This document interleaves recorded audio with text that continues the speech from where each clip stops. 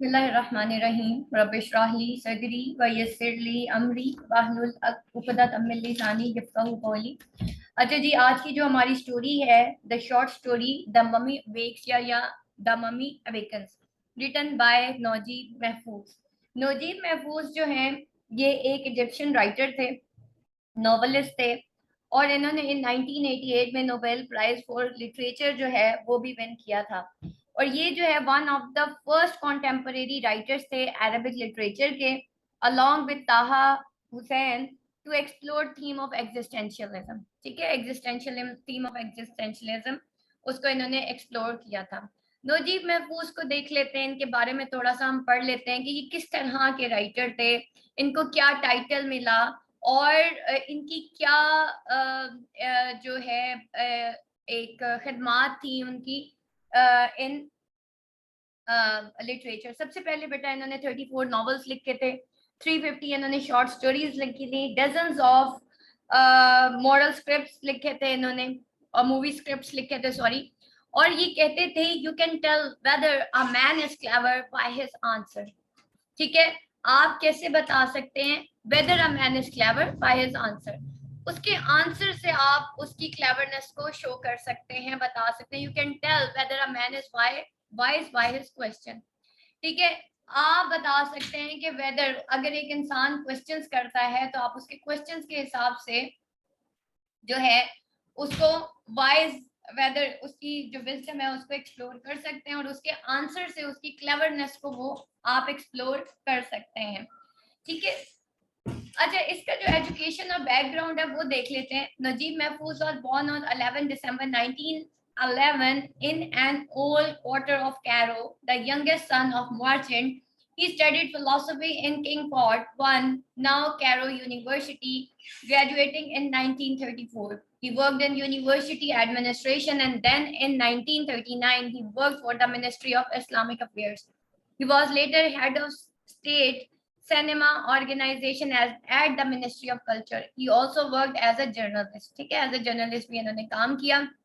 Although widely translated, his works are not available in most Middle East countries because of his support of Sadat Camp David initiative. In 1994, he survived an assassination attempt by Islamic extremists. He is married, has 2 daughters, and lives in Cairo. 2006 में actually इनकी death हो चुकी है वैसे. और Camp David Accords, popular name for the historic peace accord in 1978 between Israel and Egypt. The official agreement was signed on March 26, 1977 in Washington, D.C. by Israeli Prime Minister Menachem Begin and Egyptian President Anwarul Sadat, with U.S. President Jimmy Carter signing as a witness. Under the pact, which was denounced by other Arab states, Israel agreed to return the Sinai to Egypt, a transfer that was completed in 1982. In a joint letter, 2 nations also agreed to negotiate Palestinian autonomy measures in Israeli-occupied West Bank and Gaza Strip. But in fact, no progress was made on this issue before Sadat's assassination in October 1981. Important works इनके देख लेते हैं. Naguib Mehfooz was the first Arab to win the Nobel Prize for Literature in 1988. He has been described as Dickens of Cairo cafes and the Balzac of Egypt. That is the main point. बेटा लिखिएगा इसको अपने जो notes हैं उसमें.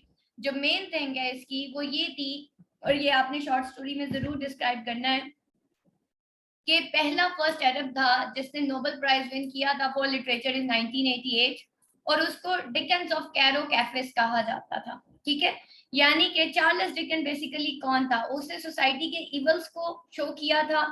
और हमने एक नॉवल पढ़ा था चार्ल्स डिकन का, the tale of the 2 cities, जिसके अंदर हमने देखा कि जो लेबर क्लास थी उसने फ्यूडल्स को किल कर दिया था. ठीक है, और जो फ्रेंच रेवोल्यूशन है वो दिखाया गया था टेल ऑफ द 2 सिटीज के अंदर.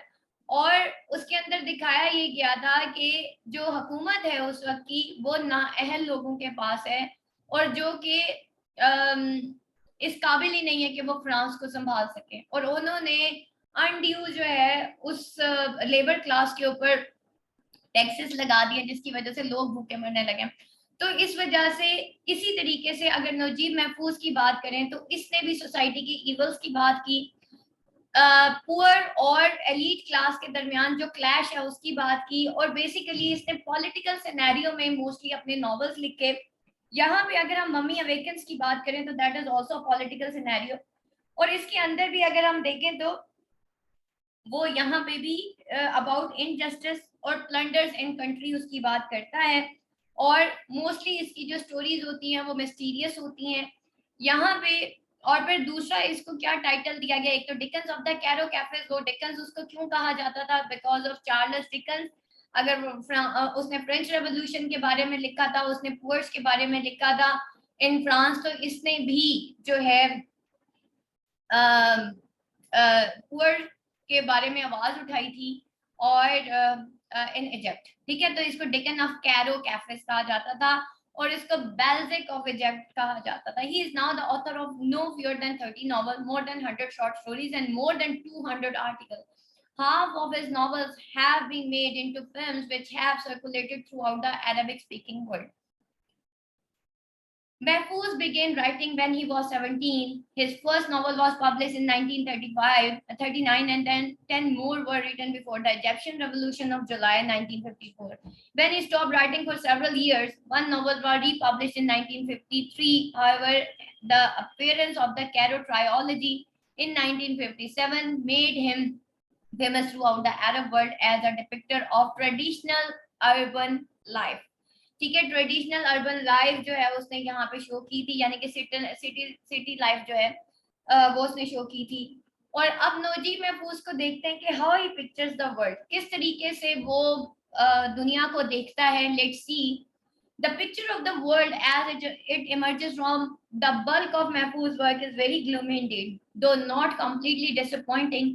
It shows that the author's social utopia is far from being realized. ठीक है, मेन पॉइंट इसका बेटा ये आपकी शॉर्ट स्टोरी में काम में आएगा कि पिक्चर ऑफ द वर्ल्ड जो कि as it emerges from the bulk of Mahfouz, वो बड़ी ग्लूमी थी, पेसिमिस्टिक उसने एक दुनिया शो की, दो नॉट कंप्लीटली डिसअपॉइंटिंग, लेकिन कंप्लीटली डिसअपॉइंटिंग नहीं थी।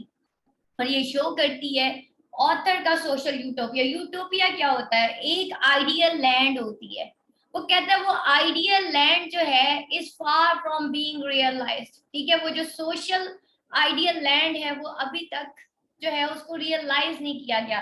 उसके कहने का मकसद ये था कि अगर हम सोसाइटी के इवल्स को रियलाइज कर जाएं तो हम सोसाइटी को एक यूटोपिया बना सकते हैं।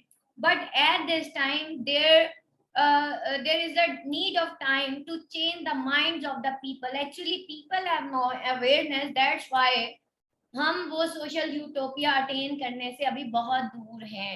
हमें एक्चुअली जो बेसिक इवल्स है ना उनको एक्चुअली खत्म करना पड़ेगा, तो फिर हम एक आइडियलाइज वर्ल्ड में की तरफ प्रोग्रेस कर सकेंगे। Mahfouz seek to conceive time as a force of operation. ठीक है, महफूज ने क्या शो किया कि टाइम जो है वो फोर्स ऑफ ऑपरेशन है। ठीक है, his novel have consistently shown time as a career of change and change as a very painful process, और change को उसने बहुत painful process कहा, and very often time is not content until it has deal with his hero's final blow of death. और यहाँ पे वो क्या बताता है कि उसके novels जो हैं consistently, पहली बात ये हमें career of change नजर आएगा।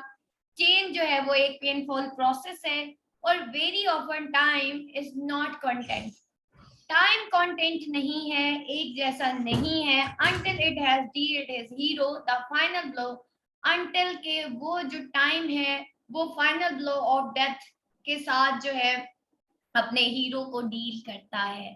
ठीक है, अगर हम मम्मी अवेकन्स में देखें तो मेन हीरो यहाँ पे कौन था, महमूद पाशा था, और because of the time is not content, that's why we have the final blow of death towards the main character, that is Mahmood Pasha.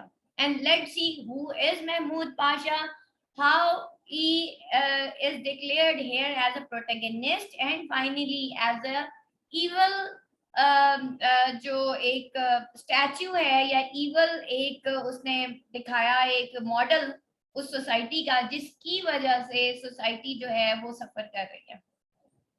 To sum up, in Mehfooz Dark's description of the world, there are only two bright spots. These consist of man containing struggle for equality on the one hand. एक तरफ जो है, अब महफूज ने क्या show किया है, dark description of the world show किया है। उसने कहा कि there are two bright spots, दो तरह के ब्राइट स्पॉट्स हैं, और these consist of man continuing struggle, और ये कंसिस्ट करते हैं इंसान की continuing struggle for equality on one hand, एक तरफ इंसान इक्वालिटी के लिए फाइट कर रहा है, and the promise of scientific progress on the other, और दूसरी तरफ उसका promise of scientific progress on the mean while life is tragedy, और मीन वाइल वो क्या शो करता है कि जिंदगी जो है वो एक ट्रेजेडी है। ठीक, अच्छा जी, ये तो बेटा मैंने आपको बता दिया कि महफूज जो राइटर है नजीब महफूज, उसके बारे में कि वो किस तरह की राइटिंग्स लिखता है। लेट्स नाउ मैं आप लोगों को एक और स्लाइड की तरफ लेके जाने लगी हूँ, और उसमें मैंने आपको थोड़े से इमेजेस के थ्रू बताना है कि ये मम्मीज क्या होती हैं।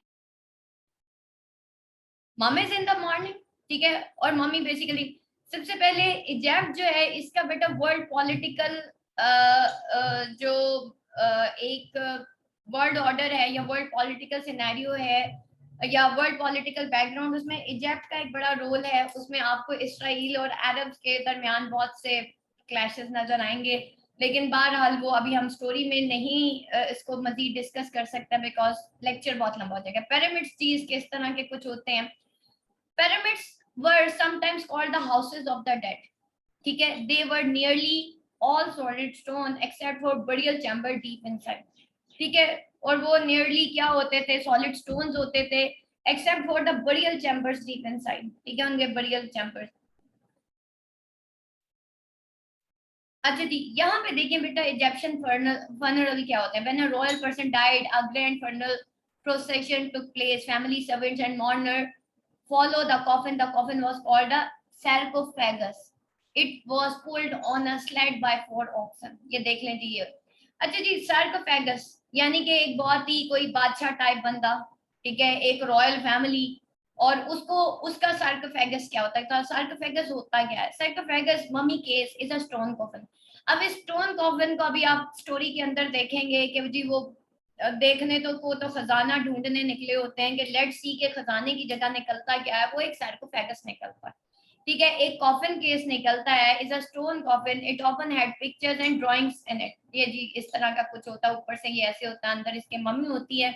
Early mummy cases were rectangular, later they were made in the shape of the mummy inside, ठीक है, ये कुछ इस तरह के होते हैं।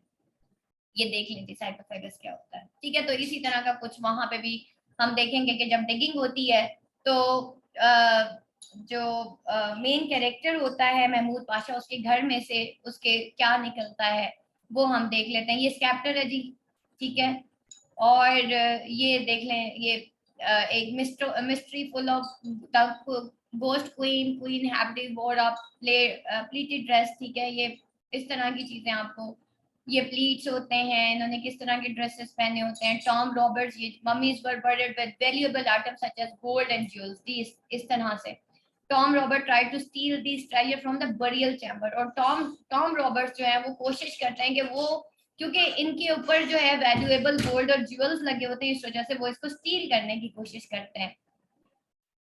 A mirage is an optical effect more frequently seen in deserts. It is due to total reflection of light at surface common to two strata of air different heat. अच्छा जी बेटा, ये तो मोटी मोटी चीजें हो गई, और अब हम